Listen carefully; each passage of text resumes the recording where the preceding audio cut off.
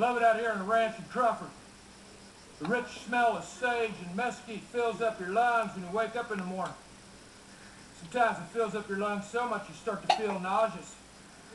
And you get splitting headaches, and you realize it's not the mesquite you're inhaling, but exhaust fumes from the leaf blower that you've had on your back that you left running for over an hour. Well, this is my sanctuary. Working the land, repairing fences,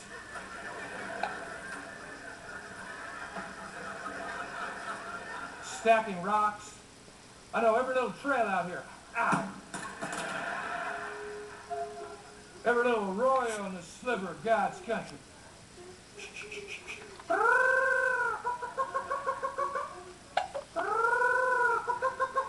I'm trying to track a wild sage hen.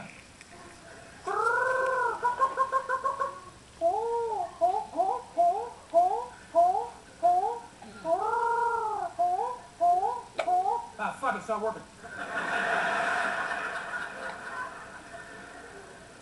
Like I was saying, I know this land like the back of my hand. And heck, I should. I established a record for most vacation days taken by a president. 40%, yeah. 40% of my time in office was spent at one presidential retreat or another. And I'm proud of that record. During that time, I watched Carlito's Way over 800 times.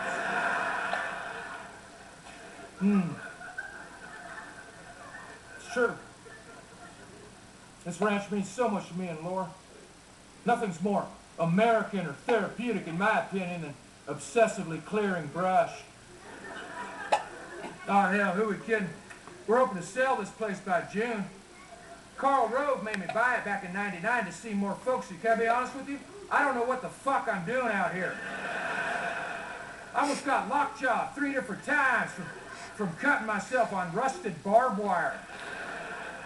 It's a hot, dusty, heat stroke-inducing hellhole out here. We're so excited now that we moved into our whites-only community in Dallas, where I can pay immigrants to clear my brush for me, the way God intended. Here's the other thing that used to piss me off. None of the families would ever come visit us out here. I'd be like, hey, Mom, Dad, Jeb, why don't we have Thanksgiving at Crawford this year? Oh, we'd love to, but Kenny Bunkport, it's the tradition. Oh, really? Well, Maine can blow me, okay? Well, you guys are sitting around opening Christmas presents under a beautiful blanket of New England snowfall. I can't even go outside because it's 119 degrees.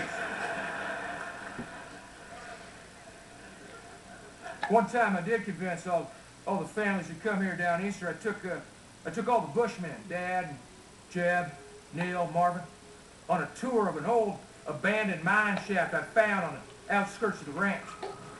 It was fun.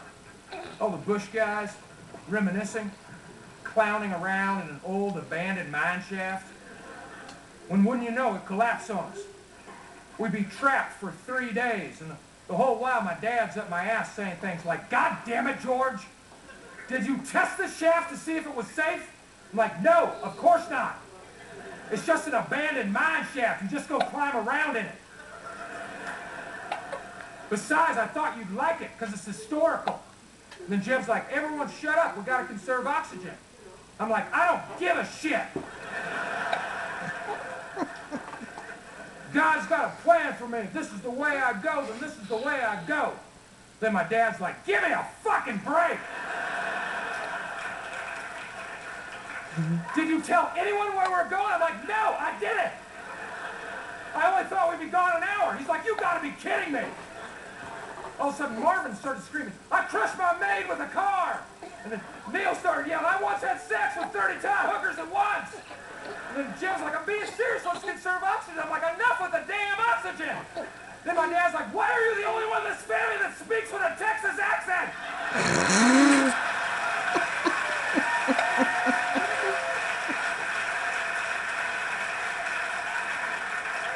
It makes no sense. I'm like, do I have an accent? Because if I do, I can't hear it. And just then, as my dad was about to lunge for my neck, we heard some rocks moving. And outside was my mom, all ripped and muscular. throwing boulders away from the opening in the mine shaft. She then pulled us out one by one and placed us on a cart and then pulled the cart like a powerful draft horse all the way back home, her deltoids twitching, her loins covered in a milky white froth.